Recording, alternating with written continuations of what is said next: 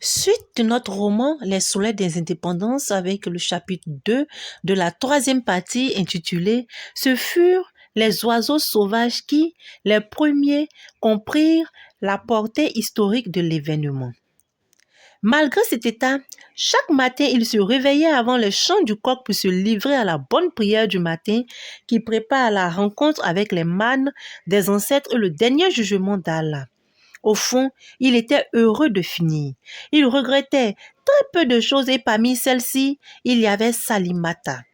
Fama s'était toujours dit que quelques instants avant sa mort, il aurait convoqué Salimata, l'aurait prié de pardonner les années de malheur qu'il lui avait fait vivre. Il ne le pourra pas. Mais Allah connaissait leurs bonnes intentions. Allah a dit que le paradis de la femme se gagnait dans la fumée de l'accomplissement du devoir de son mari. Alors, Allah pouvait prévoir pour Salimata une place de repos dans son paradis éternel. Elle avait fait son devoir plus que son devoir. Elle avait souffert pour les autres et pour Fama sans le bénéfice et la récompense d'Allah. Fama déplorait aussi que ses restes ne reposeraient pas dans les terres du Orodougou. Il s'apercevait maintenant des mensonges de tous les marabouts, de tous les sorciers et devins qui constamment lui avaient prédit que son sort était d'arriver un matin à Togobala en grand chef accompagné d'un cortège étonnant, avant de mourir dans le Orodougou, avant d'être enterré dans le cimetière où reposaient ses aïeux. Tout cela s'avérait faux, à moins que les possibilités du Tout-Puissant étaient sans bornes. Des journées entières passées à ruminer des idées aussi tristes sur la mort remplissaient les nuits de Fama de rêves terribles. Un matin, quelques instants avant le réveil, un songe éclata devant ses yeux. Et quel songe! On lui cria « Regarde-toi, regarde-toi, tu es vivant et fort, tu es grand, admire-toi ». À califourchon sur un coursier blanc, Fama volait, plutôt naviguait, boubou blanc au vent, l'étrier et le peron d'or, une escorte dévouée, parée d'or, l'honorait, le flattait. Va Doumbouya, authentique, le prince de tout le Orodougou, le seul, le grand, le plus grand de tous. Au-dessous, fuyait un manque, un désir, quelque chose qui avait glissé à travers les doigts. Était-ce un cheval, une femme? Fama se courba, se pencha puis ne put rien distinguer. Le manque filait comme le vent. Il était luisant comme la traînée de queue d'un lointain feu de brousse. À bride abattue, Fama le poursuivait, peinait de le poursuivre et cela fuyait, détalait plus vite, menaçait de disparaître et sa disparition, on se le disait, laisserait l'univers orphelin avec le malheur de la sécheresse du cœur. Et pourtant, Fama exultait, se pâmait de joie, se disant « La chose court à sa perte. Sur le chemin l'attend solide comme un roc, celui qui l'accaparera. » Et, enivré de joie, Fama éclata de rire, d'un rire fou. Il rit si fort qu'il se réveilla et, réveillé, continua à s'esclaffer, à pouffer jusqu'à... Le matin était là, le soleil haut remplissait la cellule de tout son feu. Autour, le pétillement assourdissant après un sommeil profond et un rire bruyant. L'heure de la première prière avait passé. Il aurait été ridicule de se courber par un soleil aussi loin. Des éclats de rire, des voix, des sifflotements et des pas se faisaient entendre derrière la porte. Intrigué, Fama tendit l'oreille. Toute la caserne vibrait, bruissait du brouhaha de l'orage battant la forêt. Il voulut écouter, on poussa la porte, l'ouvrit. Des gardes présentaient à Fama un bouffon neuf, un grand boubou, une chéchia et des babouches neufs aussi. Fama devait les revêtir immédiatement et suivre les gardes. En s'habillant, il constata qu'au milieu de la caserne, sur la place d'armes, des ouvriers et des soldats se dépêchaient de donner les derniers coups de marteau à la tribune qu'ils avaient construite dans la nuit et d'aligner des chaises et des bancs. Des voitures étaient stationnées pêle-mêle depuis derrière la caserne. Lorsque Fama s'en alla avec les gardes, ceux-ci lui apprirent que depuis les premières lueurs du matin, des voitures étaient arrivées de toutes les provinces de la République. Tous les ministres, secrétaires généraux, députés, conseillers économiques et généraux étaient déjà là, mais il ne put en dire plus. C'était déjà la place d'armes. Les gardes firent asseoir Fama sur un banc parmi d'autres détenus. Derrière la tribune, les griots et griottes, les tam-tams, les balafons, les cornistes et les danseurs constituaient une foule compacte et bigarrée. Des officiels arrivaient, choisissaient des chaises et s'asseyaient. Mais soudain, les accents métalliques des griottes retentirent et les cris des griots suivirent. Ensemble, tous les instruments de danse donnaient alors le président oui. Le président de la République des Ébènes lui-même, suivi de toutes les grandes personnalités du régime, apparut. Le vacarme des cris et des tam-tams se poursuivit jusqu'au moment où il monta à la tribune et s'installa majestueusement à la place d'honneur. Le secrétaire général fit alors un petit signe et tout se tut. Il annonçait que le président allait prononcer un important discours. Le chef de l'État se redressa, le tintamarre recommença, mais un second geste du secrétaire général amena le silence. Le président avança, promena un regard sur la foule médusée. Un garde s'empressa d'arranger le micro dans lequel le chef d'État souffla puissamment pour se désenrouer. Les applaudissements, les tam-tams et les cris des griots repartirent. Le secrétaire général une troisième fois dut intervenir pour obtenir le silence. Cette fois, le discours commença. Le président parla, d'abord doucement, tranquillement et avec cette voix sourde et convaincante dont le président seul avait le secret. Il parla de la fraternité qui lie tous les Noirs, de l'humanisme, de l'Afrique, de la bonté du cœur de l'Africain. Il expliqua ce qui rendait doux et accueillant notre pays. C'était l'oubli des offenses, l'amour du prochain, l'amour de notre pays. Fama n'en croyait pas son oui. De temps en temps, il enfonçait l'auriculaire dans ses oreilles pour les déboucher. Il se demandait constamment s'il ne continuait pas à rêver. Tout était bien dit, tout était ébahissant. Et c'était vrai, ce n'était pas un rêve, c'était réel. Le président demandait aux détenus d'oublier le passé, de le pardonner, de ne penser qu'à l'avenir. Cet avenir que nous voulons tous radieux. Tous les prisonniers étaient libérés, tous et tous. Immédiatement, tous allaient rentrer dans leur bien. Comme le président marquait les mots ou groupes de mots importants par des arrêts, les phrases étaient entrecoupées par des soudains déclenchements et extensions du tintamarre. Pourquoi lui, le président, avait-il pris cette décision? Pour des raisons très importantes. Lui, le président, était la mère de la République et tous les citoyens en étaient les enfants. La mère a le devoir d'être parfois dure avec les enfants. La mère avait fait connaître la dureté de ses dureté lorsque les enfants versent par terre le plat de riz que la maman a préparé pour son amant. Et l'amant à lui, le président, était le développement économique du pays et le complot compromettait gravement cet avenir, versait par terre cet avenir. Une des raisons de cette libération décidée en toute connaissance de cause était que la méchanceté, la colère, l'injustice, l'impatience, le mal et la vilenie, tout comme la maladie, sont un état provisoire alors que la bonté, la douceur, la justice et la patience sont comme la santé. Elles peuvent être permanentes. Les tensions politiques et la discorde installée dans le pays amenuisaient l'audience internationale du président. Les investisseurs s'éloignaient de nous. Les journaux supputaient ma fin prochaine et des présidents des États voisins me faisaient des affronts. Les anciens proverbes de nos aïeux restaient toujours vrais. La plus belle harmonie, ce n'est ni l'accord des tambours, ni l'accord des xylophones, ni l'accord des trompettes, c'est l'accord des hommes. Un seul pied ne trace pas un sentier, et un seul doigt ne peut ramasser un petit gravier par terre. Seul lui, le président, ne pouvait pas construire le pays. Ce sera l'œuvre de tout le monde. Si grand que soit le pays où règne la discorde, sa ruine est l'affaire d'un jour. C'est pour réaliser l'entente dans le pays que tous les détenus étaient libérés. Tam-tam et applaudissements repartis. Chaque détenu pouvait demander ce qu'il voulait. Le parti et le gouvernement l'accorderaient. Les ex-détenus malades seront soignés et s'il le faut envoyés en France ou en Amérique dans les grands hôpitaux et centres de cure.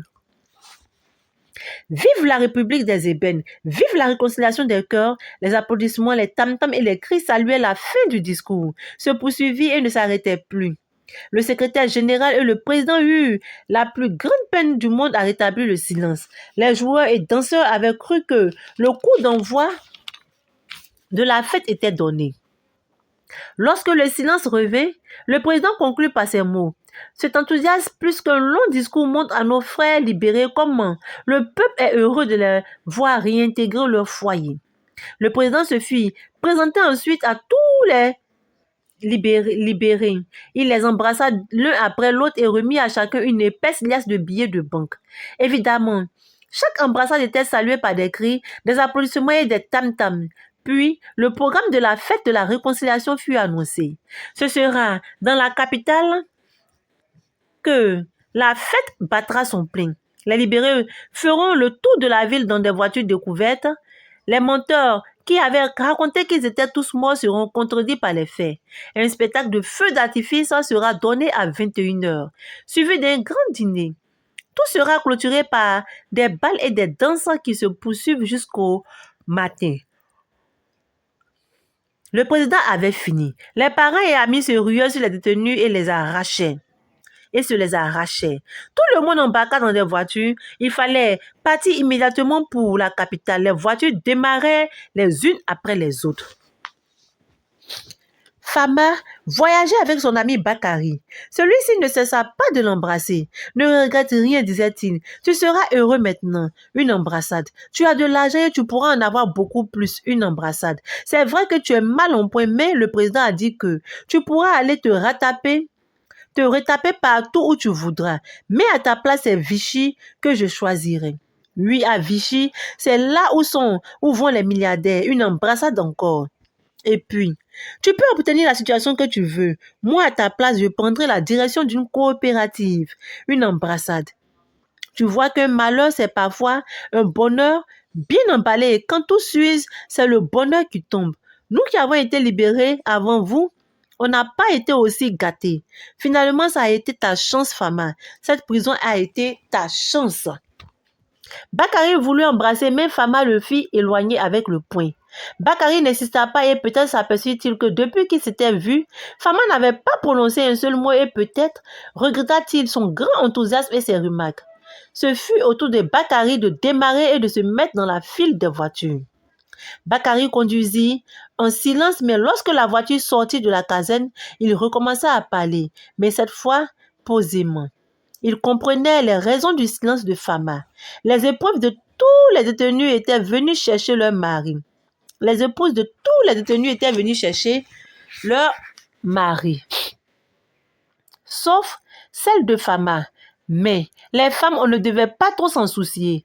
Tant qu'on a l'argent, on peut avoir des femmes. Les femmes de Fama ne s'étaient pas respectées. Elles ne connaissaient même pas un bout de honte aussi large que la main. Maintenant que Fama a de l'argent, c'est bien d'autres femmes qu'il lui faudrait acheter. Des parents seraient prêts à lui donner leur fille. Lui, Bakari, à la place de Fama, il aurait choisi une petite rondelette crue et chaude. Il lui en présentera une à l'occasion. Vraiment. Salimata et Mariam avaient très mal agi et Bakari raconta ce qui s'était passé dans la cour de Fama en son absence. Dès qu'elles apprirent l'arrestation, elles se dépêchaient de trouver des remplaçants. Salimata retourna consulter Abdoulaye, le marabout qu'elle avait poignardé avec le couteau rouge de sang du coq sacrifié. Abdoulaye ne la crispait plus, ne puait plus Tchekoura et Mariam, comme elle était broussade encore dans son grand discernement, elle s'appropria ce qu'elle avait sous la main, le chauffeur de taxi qui la transporta à la gare.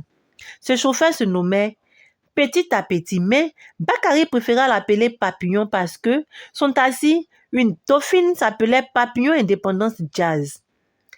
Écrit en 4 couleurs sur le pare-brise arrière et parce que lui-même se parait en papillon.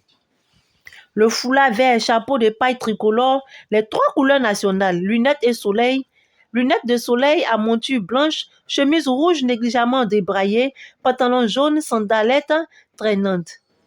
C'était un frêle adolescent élancé, noir comme un sous-muet, mais impoli comme le fondement d'une chienne pleine. Il papillonnait jour et nuit au portail, faisait ronfler le moteur et klaxonnait. Mariam sortait.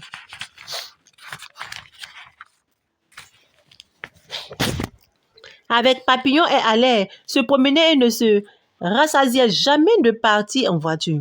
C'était une honte aussi épaisse que celle qui a conduit le varon que celle qui a conduit le varan de rivière à se cacher dans l'eau. Tout le quartier en parlait. Bakary à la longue n'a pas pu le supporter. Un jour, il s'était dit, Fama est-il oui ou non mon ami? Il reste toujours mon ami.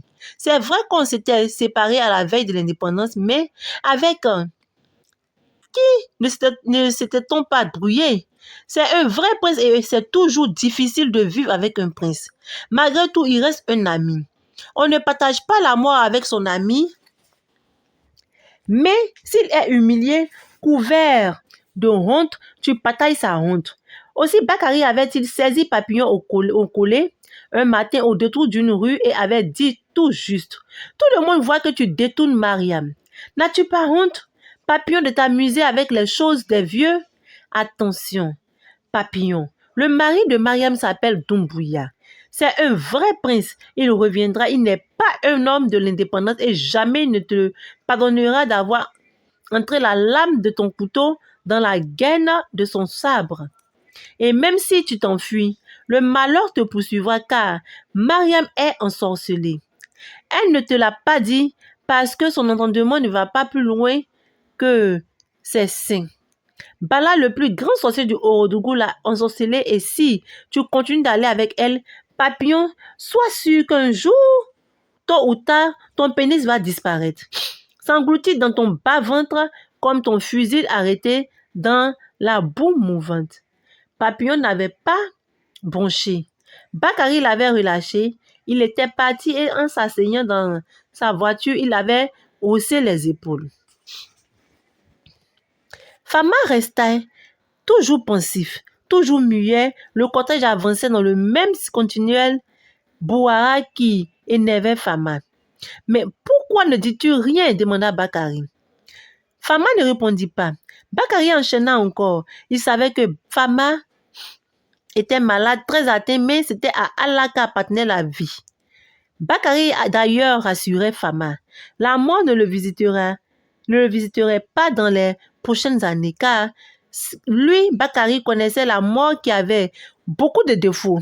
Elle mentait, trompait, mais jamais elle n'oserait surprendre un homme comme Fama qui, pour la première fois, possédait de l'argent. Peu après un court silence et comme s'il regrettait d'avoir parlé de sa mort à un malade, Bakary s'écria. J'allais oublier de te parler de Togobala, de te donner des nouvelles de Togobala. Et il raconta ce qui se passa au Horodougou pendant l'incarcération de Fama. Un colporteur montant du sud avait annoncé à ceux de Togobala l'arrestation. Nouvelle aussi retentissante qu'un dessert, le tambour sacré crépita, le comité et le conseil des anciens palabraient, des sacrifices furent tués. On cria la nouvelle dans l'oreille de Bala qui ne manifesta aucune surprise. Il s'y attendait. Le vieux féticheur de naturel aussi prudent qu'un magouya à la queue fourchée, tranchée, déclara sur le champ, Fama ne reverra plus Togobala. Il pouvait s'être trompé, ses fétiches même. Man et génie devaient commencer à s'éloigner car la mort approchait du vieux Klabo.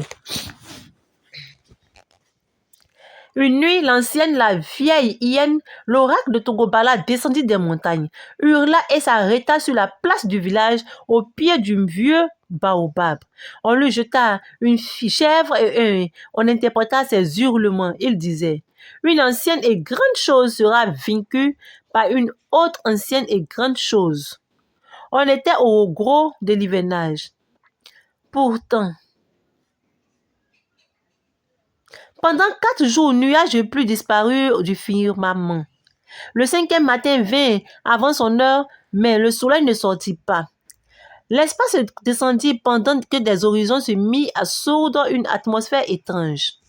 Les oiseaux comptaient leur chant de réveil, leurs vautours, leur vol. Tout était silencieux, tout était immobile. Les yeux se tournaient vers la porte du vieux féticheur Bala. Elle était close et bien close.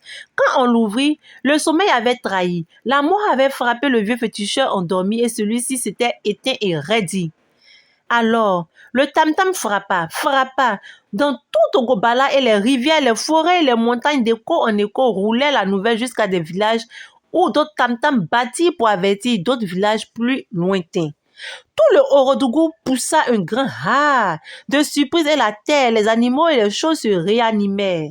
Le soleil éclata, mais demeura immobile jusqu'à l'heure de la deuxième prière où il fut voilé par la petite averse qui, chaque fois que se creuse la tombe d'un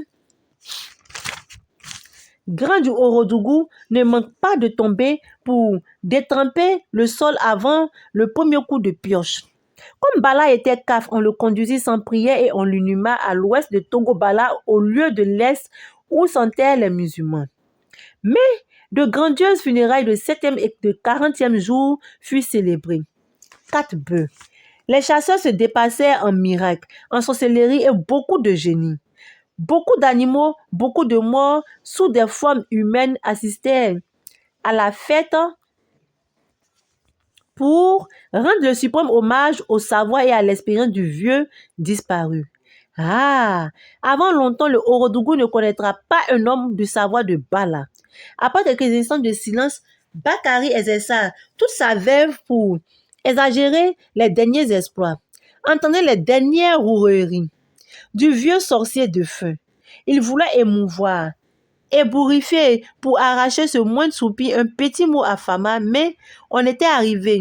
Bakari fut obligé de s'interrompre. La capitale battait la fête de la réconciliation nationale. Il logna son voisin toujours muet et pensif et commença à conduire avec l'attention qu'exigeait une ville en fête. La file de voitures s'engagea dans la rue centrale, bordée de deux côtés d'une foule bigarrée et endiablée. Les tam-tams redonnaient, les griots chantaient. Les tam-tams redonnaient. Les griots chantaient, les hommes et les femmes dansaient sur les trottoirs, dans les fossés et sur les places publiques. Lorsque leur voiture arriva à hauteur de l'autographe, d'où partaient les camions pour s'arrêter, on ne s'arrête pas dans un cortège officiel. Fama cria, arrête et accompagna l'injonction des gestes autoritaires et nets du dernier descendant de Doumbouya. Bakari comprit qu'il fallait obéir sur le champ, obéir sans discuter. Il se serra sur le bas-côté de la route et freina. Fama ouvrit la portière, descendit et s'éloigna. Bakari serra les freins à main. Le poursuivit et entreprit de le convaincre. Fama allait encore commettre une faute. Où partait-il? Maintenant qu'il pouvait tout avoir, pourquoi ne voulait-il pas continuer la fête comme les autres? Partait-il à cause des femmes?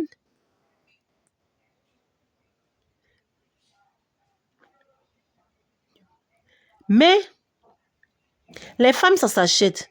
Ne voulait-il pas de jeune fille crue? Mais Salimata était là. Elle était une femme respectable qui allait revenir pourvu que Fama le veuille. Salimata aimait toujours Fama et se rendait chez le marabout uniquement pour avoir un enfant, et c'était d'ailleurs pour cette raison que Bakari n'avait pas cogné ou même inquiété le marabout. Fama continuait de se frayer un chemin, de trouver une sortie. L'autogar était situé à l'autre extrémité de la place grouillante de danseurs. Fama contourna un cercle de balafons, passa en 2 batteurs de tam-tam, revint sur ses pas pour ne pas se faire écraser par des danseurs acrobates exécutant des sauts périlleux, évita les jongleurs d'enfants et entre les cercles des chameurs, de serpents et des frappeurs de calebasses d'eau, déboucha sur la grande place de l'autogare. Bakari suivait toujours et même un moment il pensa retenir Fama par les manches du boubou, mais devant les réactions violentes et prévisibles, il renonça et se fit plus pressant mais aussi plus convaincant et mielleux. Écoute Fama, on ne part pas quand on a la possibilité d'avoir l'argent, d'avoir une situation, d'être quelqu'un, d'être utile aux amis et aux parents. Que feras-tu à Togo-Bala? La chefferie est morte. Togo-Bala est fini. C'est un village en ruine. Tu n'es pas une feuille d'arbre qui jaunit et tombe dans la saison quand la saison change. Les soleils ont tourné avec la colonisation et l'indépendance. Chauffe-toi avec ces nouveaux soleils. Tu n'es pas un serval qui préfère mourir de faim plutôt que de se repaître de la viande qu'on lui a servie. Quand cette viande n'est pas celle d'un animal qu'il a chassé, adapte-toi, accepte le monde. Ou bien est-ce pour les funérailles de Bala que tu veux partir? Pour les funérailles, ça peut toujours attendre. Reste Fama. Le président est prêt à payer pour se faire pardonner les maux qu'il assure, la conscience, les tonnes, tortures qu'il vous a fait subir. Il est prêt à payer pour que vous ne parliez pas de ce que vous avez vu. Profite de cette ébène. Buvons ensemble le lait de la vache et de tes peines. L'argent que tu as en poche n'est qu'un grain de foin en comparaison du panier que tu recevras. Fama marchait fièrement comme si les propos de Bakari n'étaient pas pour lui. Lorsque le prince atteignit un camion à moitié chargé, il monta tranquillement. Les autres passagers se serrèrent pour lui laisser la place et s'allonger parce que visiblement Fama était très fatigué. Le dernier Doumbouya s'installa sans remercier, sans même saluer parce qu'il crut que les autres voyageurs s'étaient dérangés pour honorer un prince. Bakari ne put tenir à terre. Il sauta dans le camion et se mit à goumander Fama. Fama, tu n'as rien compris à la vie. Tu es un vautour et tu vas mourir en vautour. Crois-tu que tous les hommes sont des sujets du Orodougou? Tu vas mourir à Togobala, oui. Mourir dans la pauvreté alors qu'ici, tu peux nous être utile. Tu peux avoir quelque chose, tu peux aider les amis. Moi, quand j'avais appris ta libération et su que ce qu'on allait vous promettre, j'étais heureux et voilà que le chauffeur, le camion interrompit Bakari et lui demande de descendre. C'était le départ. Comme le camion démarrait et avançait doucement, Bakari, du cœur, eut le temps de s'écrier. Fama, en mourant, tu te rappelleras d'abord d'avoir été un mauvais ami. Je comptais sur toi pour vivre le reste de mes jours et gagner de l'argent. Tu me laisses dans le désespoir et tu es un mauvais ami. Ce fut l'adieu de Bakari. À cause de la fête de la réconciliation nationale, le camion devait suivre un circuit détourné très long pour sortir de la ville. Fama ne pouvait plus revoir la capitale, ses maisons, ses rues, ses hommes. Il ne voulait plus respirer son air. Il poussa un gros poids de dégoût, ferma les yeux et se mit à réfléchir. Brusquement, Fama éclata de rire. Tous les autres passagers surpris se turent et regardaient ce vieux maigre et décharné. Les yeux clos comme un aveugle, rit comme un fou. Maintenant, loin de Bakari, Fama se moquait de son ami embarrassé et déçu qui devait être ainsi en dérision par la police. Les petites causeries entre la panthère et l'hyène au nord, la seconde, mais rabaisse la première aussi. Soudainement que son ami a commencé, Fama s'attend de rire et se remit. Fama s'arrêta de rire et se remit à penser. Pourquoi voulait-il partir? Pourquoi tant de cœurements l'étreignaient à la seule pensée de rester, de vivre dans la capitale comme si c'était de la vomissure? Les yeux toujours clos, Fama écouta quelque temps les échos de la fête, le chuchotement de ses compagnons qui, tous devaient avoir les regards fixés sur lui. Fama voulait partir parce qu'il savait que personne ne voulait de lui dans la capitale, que personne ne l'aimait. Fama ne l'aimait pas. S'il avait paru heureux de l'avoir retrouvé et d'avoir retrouvé Fama, c'était parce que son ami avait besoin d'un homme aux dépens de qui il pourrait vivre quelque temps. Fama non plus ne voulait pas de lui. Oui, Salimata, la seule personne qu'il aurait souhaité revoir, ne voudrait plus de lui. Ce qui avait arrêté Salimata ces derniers temps, c'était ni l'amour ni le caractère sacré du mariage.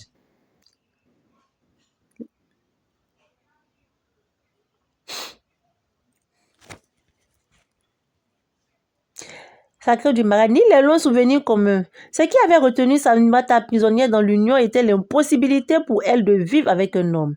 Pour la première fois donc de sa vie, Salimata supportait un autre homme. Peut-être l'aimait-elle, peut-être allait-elle avoir un enfant, peut-être était-elle heureuse, Fama le souhaitait.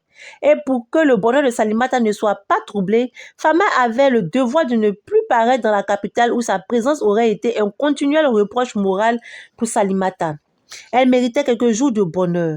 Salimata, sois heureuse sans repentir, chante chaque matin en pilant comme tu aimes le faire. Quand tu es vraiment heureuse, c'était de tam-tam. Hé, hé. Si notre avantage consiste à tomber dans le puits, hé, hé, hé, hé, tombons-y pour nous le procurer. Mariam non plus n'aimait pas Fama, ne souhaiterait pas le revoir, mais celle-ci ne valait pas un grain de regret, une seule grotte de soucis. Le mariage de Mariam avait été une faute.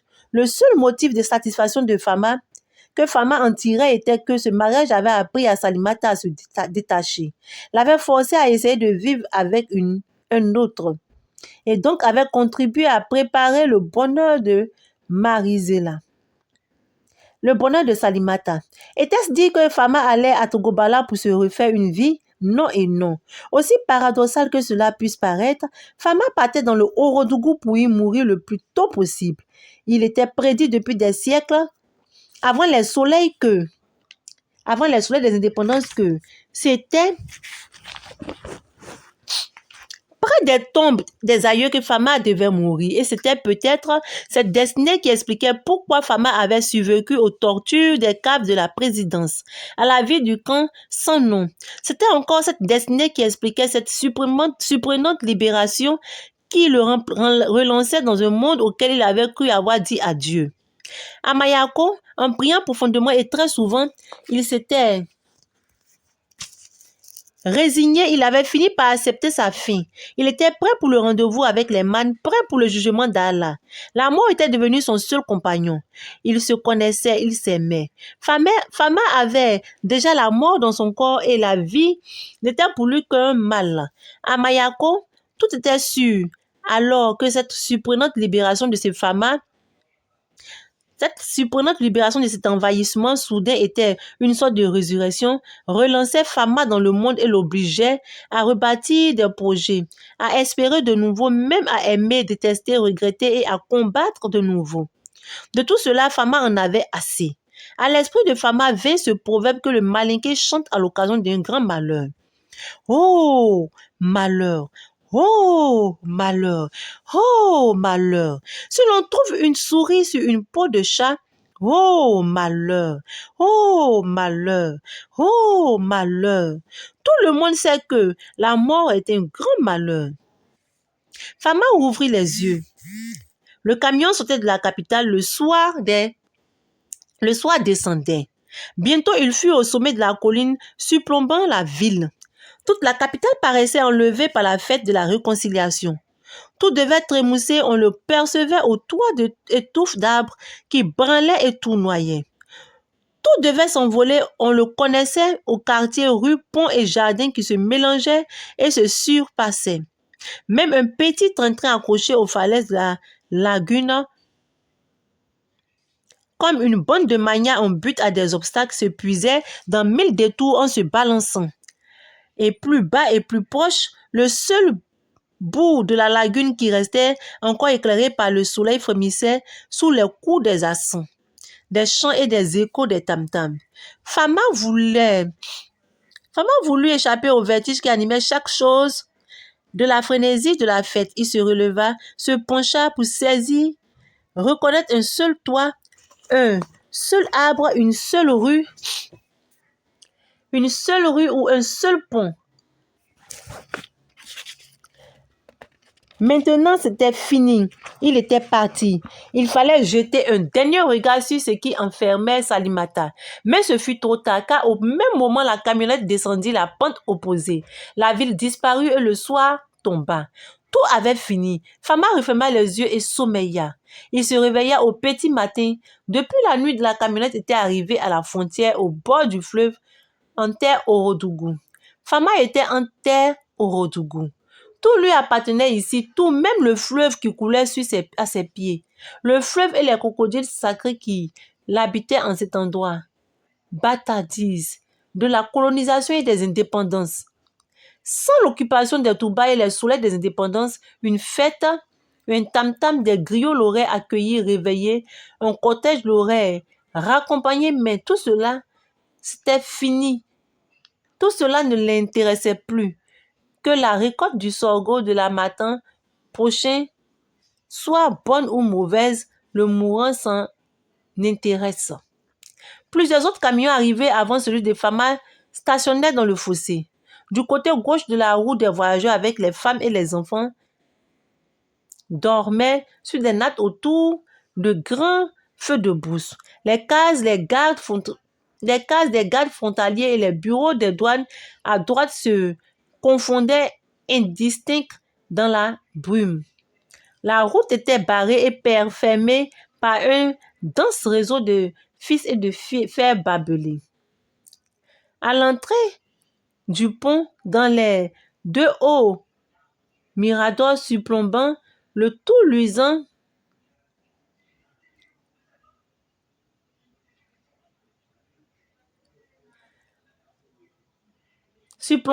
luisaient les canons des fusils et des gardes de faction.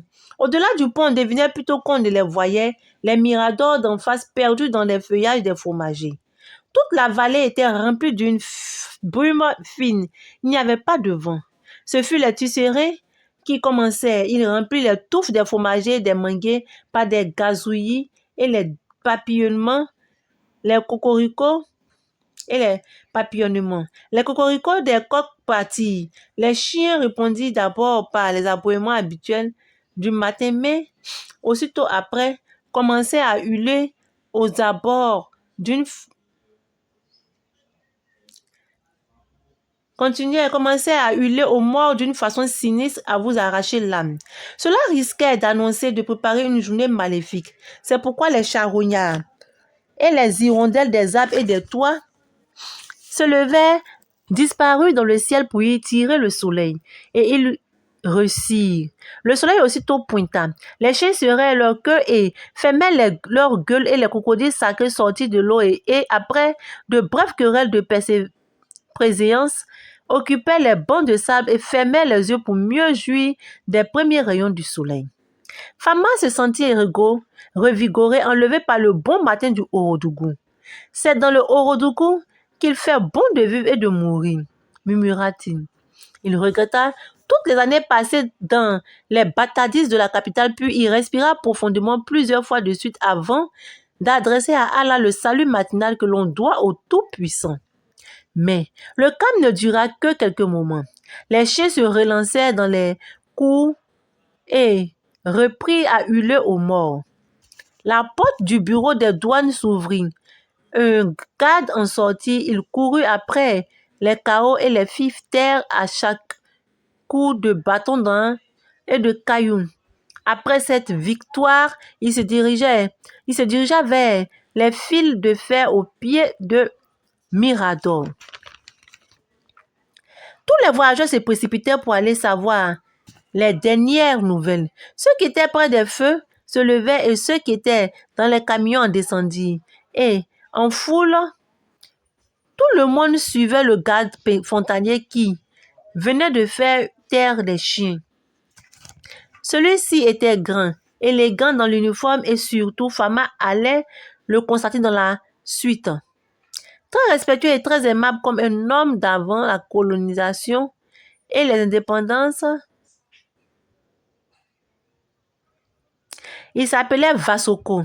Lorsque Vasoko arriva au fil de fer barbelé, il s'arrêta, fit face à la foule des voyageurs et après des sourires et des plaisanteries, il annonça qu'il n'avait pas reçu de télégramme de la nuit et que la chose était comme hier.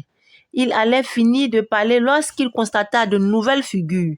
Il s'excusa et expliqua ce qu'il avait appelé comme hier. La frontière était fermée jusqu'à nouvel ordre dans les deux sens. Tout passage restait suspendu. Cette mesure était en vigueur depuis un mois. Elle était due à la tension existante entre les deux pays. Un cri de réprobation salua ces exclamations. Le garde frontalier, sans se départir de son sourire, répliqua que la mesure était là une décision politique et qu'il ne pouvait même pas indiquer quand la frontière serait ouverte à nouveau. Mais seuls des voyageurs qui le désiraient pouvaient camper à côté des services des douanes. Mais à condition de ne pas faire trop de bruit. Hier soir, le chef de poste avait été réveillé par les éclats de rire des voyageurs. C'était une chose qui ne devait plus se renouveler. Les voyageurs mécontents se dispersaient et s'éloignèrent, sauf Fama. Le prince du Ourodougou ne pouvait évidemment pas se contenter des explications du garde. Vasoko resalua Fama avec le même sourire et il parla. Lui, Vasoko et les autres du peloton ne faisaient qu'exécuter les ordres et leur travail n'était pas facile. Les bois, les ordres et les circulaires des hôtels des indépendances étaient aussi nombreux que les poils d'un bouc et aussi complexes et mélangés que le sexe d'un canard. Voilà un garde intelligent à qui on pouvait dire des choses sans s'énerver, murmura Fama. Et le dernier des Doumbouya se présenta à Vasoko, parla des limites géographiques du Ourodougou. Et la grandeur de sa dynastie expliqua qu'il était malade et devait assister aux funérailles de Bella.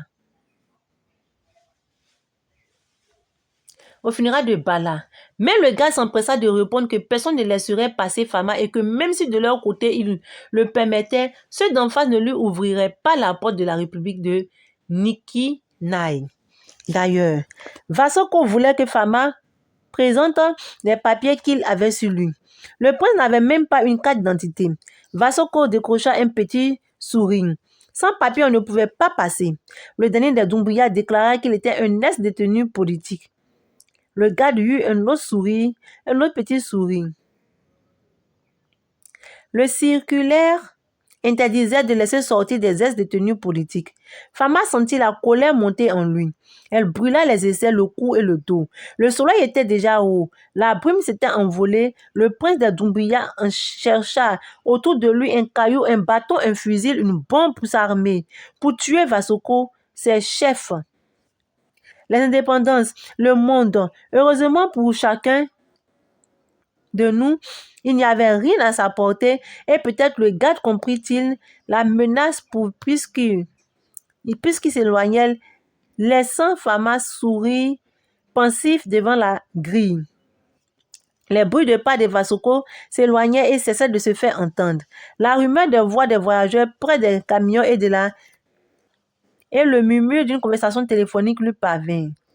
Peut-être le garde avait-il peiné avec ses supérieurs et remarquait la conversation téléphonique avait-elle pour but de conduire.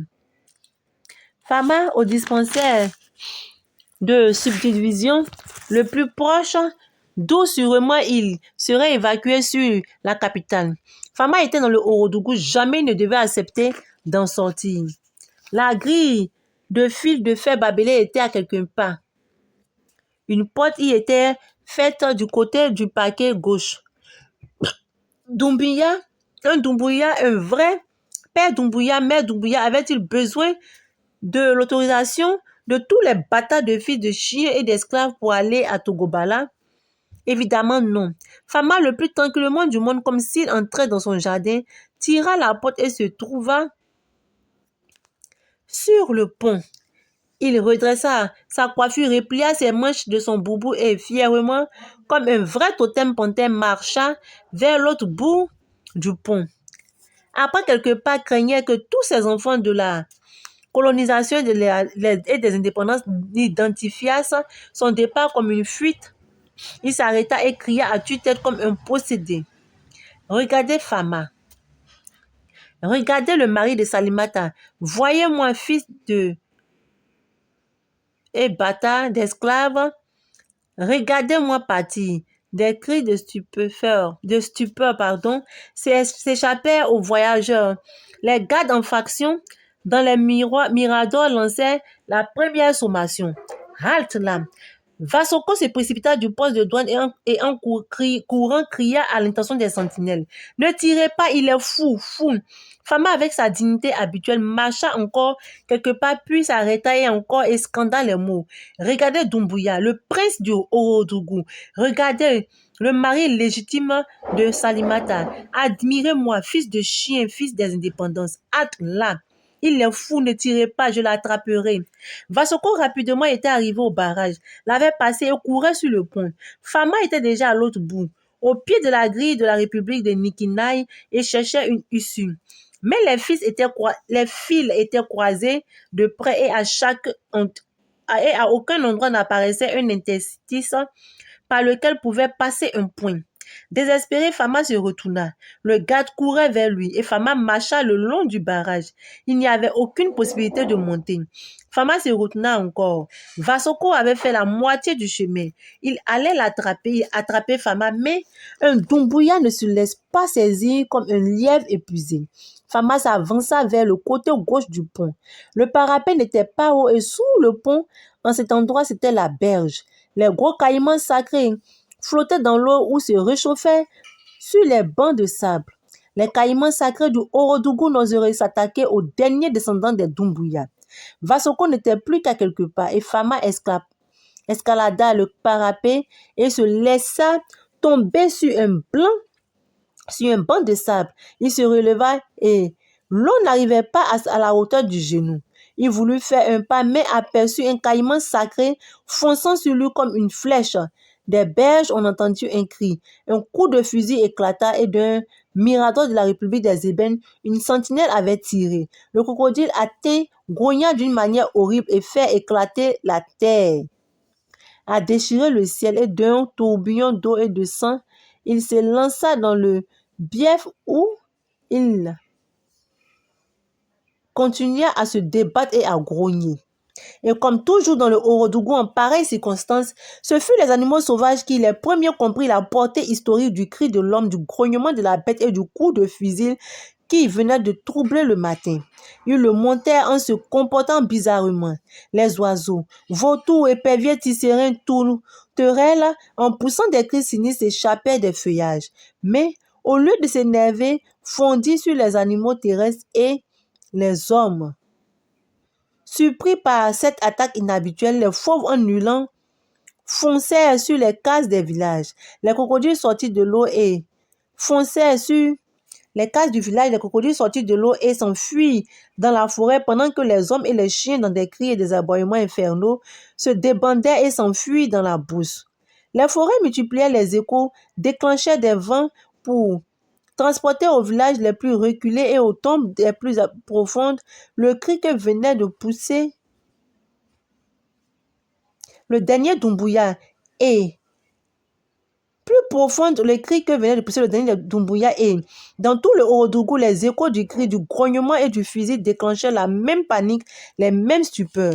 Fama inconscient gisait dans le sang sous le pont. Le crocodile râlait et se débattait dans l'eau tumultueuse. Tout n'avait duré que le temps d'un éclair, car aussitôt après, un deuxième coup de fusil résonna. Les montagnes, les rivières, les forêts et les plaines encore, une deuxième fois se relayèrent pour faire entendre la détonation à tout le pays. Les oiseaux, les animaux et les hommes rebroussèrent. Les oiseaux s'élevèrent et les hommes et les chiens revinrent. Les bêtes sauvages regagnaient la brousse. Puis, ce fut le troisième et quatrième coup de feu, un autre va et vient dans le tumulte assourdissant des oiseaux, des animaux et des hommes. Les gardes frontaliers par-dessus le fleuve se livraient un véritable duel. Ceux d'en face avaient cru que l'on avait tiré sur un fugitif se trouvant déjà sur le sol. Fama gisait toujours sous le pont. Le caïman se débattait dans un tourbillon de sang et d'eau. Les coups de feu s'arrêtèrent, mais le matin était troublé. Tout le Orodougou était inconsolable parce que la dynastie Doumbouya finissait. Les chiens qui les premiers avaient prédit que la journée serait maléfique hurlaient aux morts. Toute gauche déployée sans se préoccuper des cailloux que les gardes leur lançaient. Les fauves répondaient des forêts par des rugissements, les caïmans par des grognements. Les hommes priaient pour le dernier Doumbouya. Les femmes pleuraient. Les tisserands gazouillaient dans les feuillages des fromagers, des manguiers, alors que très haut dans les nuages, charognard et les charognards et les éperviers patrouillaient pour superviser le vacarme. Pourtant, la fusillade était arrêtée. Les gardes frontaliers de la République de Naï, drapeau blanc dans les mains, vint relever Fama qui avait été hâté sous la partie du pont relevant de leur juridiction. Ils le transportèrent dans leur poste, leur brigadier les amena et il était grièvement atteint à mort par le saurien. On coucha Fama dans une ambulance. Le brigadier et 4 gardes frontaliers constitués d'escorte, ils allaient au chef-lieu, Orodougou après Togobala, donc direction Togobala du Orodougou. Le soleil était maintenant haut, très haut, mais le Orodougou ne s'était pas encore remis des coups et cris qui avaient déchiré son matin. De temps en temps, on entendait le hurlement des chiens et les rugissements des fauves, mais les charognards paraissaient avoir réintégré les feuillages des arbres. Le convoi démarra. Au chevet de Fama dans l'ambulance, 2 infirmiers veillaient. Ils l'examinaient et lorsqu'ils constatèrent qu'il n'y avait aucune trace de balle, ils se récriaient. Allah, le Tout-Puissant, un caïman sacré n'attaque que lorsqu'il est dépêché par les manes pour tuer un transgresseur des lois, des coutumes ou un grand sorcier ou un grand chef. Ce malade n'est donc pas un homme ordinaire. Lui, Fama, délirait, rêvait, mourait des cauchemars audibles. Cauchemar, quel cauchemar! Une douleur massive dure clouait sa jambe. Tranquille, reste tranquille et calme-toi, Fama. Est-ce que ça va mieux? Murmura sur un ton compatissant l'infirmier de gauche. Fama ne répondit pas. Tout son corps était devenu un caillou. Il ne se sentait vivre que dans la gorge où il devait pousser pour inspirer. Dans le nez qui soufflait du brûlant, dans les oreilles abasourdies et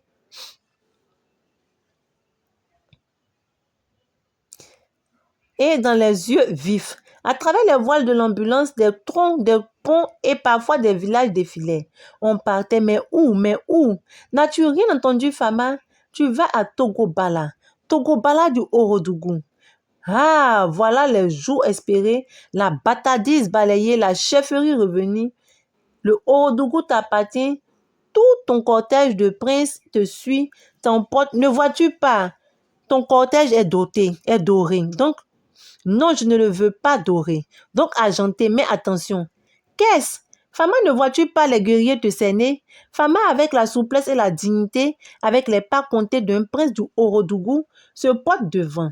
Le camp des guerriers hurle. La cohue des guerriers hurle, se balance sur place et s'immobilise. Lâche, pleutre, enfants des indépendances bâtards, vos mères ont fleuri mais n'ont pas accouché d'hommes. Fama, seul et cet unique doigt vous trouvera, vous mitraillera. La multitude, la cohue, poltronne de troupeaux d'hyènes, moutons grouillent et en masse chante, s'incline et se relève, comme le chant de riz en herbe quand balaient les vents.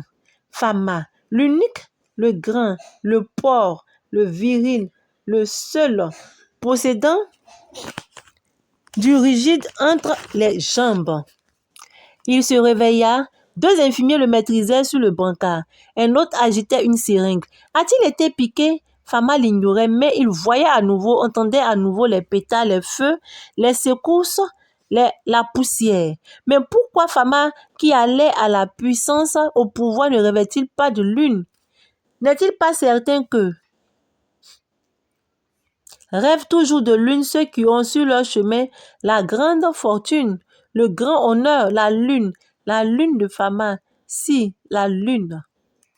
Fama, sur un coursier blanc qui galope, trotte, trottille et caracole, il est comblé, il est superbe, louange au miséricordieux, mais Fama se retourne. Son escorte s'est évanouie. Où ont-ils disparu mes suivants? Proteste-t-il. Il est seul. Il sent la solitude venir et la saille pénètre dans son nez qui souffle un nuage de fumée. Balaie les yeux. répand les larmes, vide le cœur, remplit les oreilles et de la nausée jusqu'à ce que pointe et sorte la queue fuyante et le manque. Fama les pourchasse. Soudain, un éclair explose, éparpille l'air, le ciel et la terre, et le poussier se cabre au bord du gouffre. Fama tremblote. Une prière. Tout s'arrange doux et calme, la douceur qui glisse, la main qui console. Et l'homme à la rencontre d'un sous-bois frais et doux, et les sables menus et fins, et tout se fond et coule doucement, non. Et calmement, Fama coule, il veut tenter un petit effort. Fama avait fini, était fini. On en avertit le chef du convoi sanitaire. Il fallait rouler jusqu'au prochain village où on allait s'arrêter. Ce village était à quelques kilomètres. Il s'appelait Togobala du Orodougou. Un malinqué était mort. Suivront les jours jusqu'au 7e jour et les funérailles du 7e jour. Puis se succéderont les semaines et arrivera le 40e jour. Et le frapperont comme je voudrais. Ainsi s'achève notre roman Les Soleils des Indépendances. J'aimerais, avant de terminer, présenter mes excuses pour la lecture lors de ce roman, mais les chapitres étaient tellement longs et je devais lire tardivement et du coup, deux fois le sommeil, je me prenais et vraiment, il fallait lutter contre le sommeil afin de terminer le chapitre. Donc, toutes mes excuses à ceux dont la lecture n'aurait vraiment pas plu pour cette fois-ci. Et je vous dis à très bientôt pour une autre œuvre. Mais pourquoi pas faire une saga de Amadou Kourouma? Je me laisse encore tenter pour lire une autre œuvre d'Amadou Kourouma. Et sur ce, je vous dis à très bientôt avec l'un des romans d'Amadou Kourouma, soit Monnaie, outrage et défi. En attendant le vote des bêtes sauvages, Allah n'est pas obligé. Quand on refuse, on dit non. Le diseur de vérité. Je dois avouer qu'il y a 3 titres ici qui m'intéressent et qui m'attirent. En attendant le vote des bêtes sauvages, Allah n'est pas obligé. Quand on refuse, on dit non. Sur ce coup, je pense que nous allons lire Allah n'est pas obligé. Et je vous dis à très bientôt avec notre roman pour une saga de Amadou Kourouma. Allah n'est pas obligé. Sur ce, bye!